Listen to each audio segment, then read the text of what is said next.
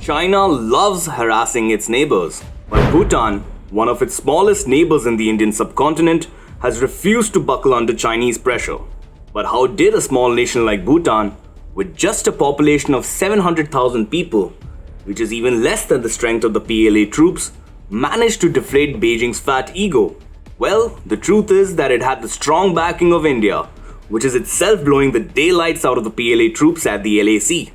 Hi and welcome to TFI Global, the foreign affairs and geopolitical analysis arm of the TFI Media Group. I am your host Rohan Sachdeva, and in this video, I'll explain to you how China is getting a severe setback from a small nation like Bhutan with backing from its southern neighbor India. China is a big fat bully with a tendency to harass smaller neighbors. Very often, smaller nations without considerable military muscle do succumb under Chinese pressure and intimidation. But Bhutan, a small Himalayan nation bordering China, has refused to buckle under Chinese pressure. Bhutan is a small Buddhist country with a population of 700,000 people, sandwiched between the Union of India and Chinese-occupied Tibet.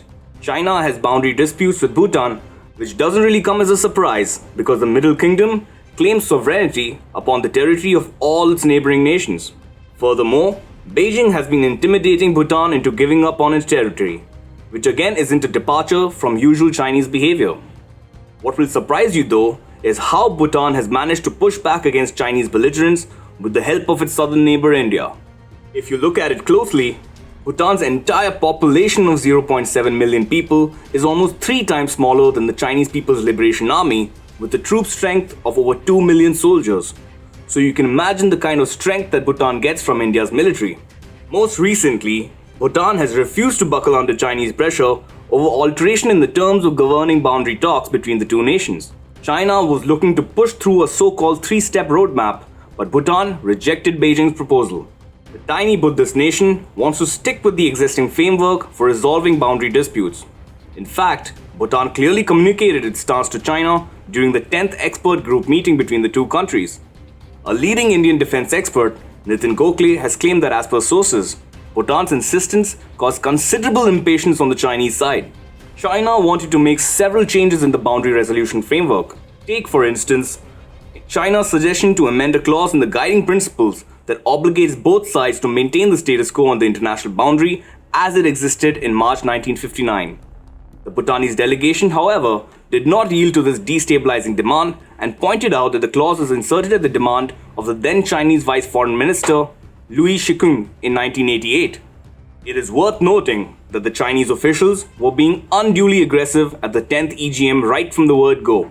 They kept claiming the Sakteng Wildlife Sanctuary, which is actually a part of eastern Bhutan, bordering India's Arunachal Pradesh. The Chinese were also accusing Bhutan of changing its stance on Doklam, where the Indian Army and the Chinese PLA were locked in a 73-day standoff in 2017, and accusing Bhutan for allowing Indian troops to station in southern Doklam. Bhutanese officials, however, responded calmly and nonchalantly.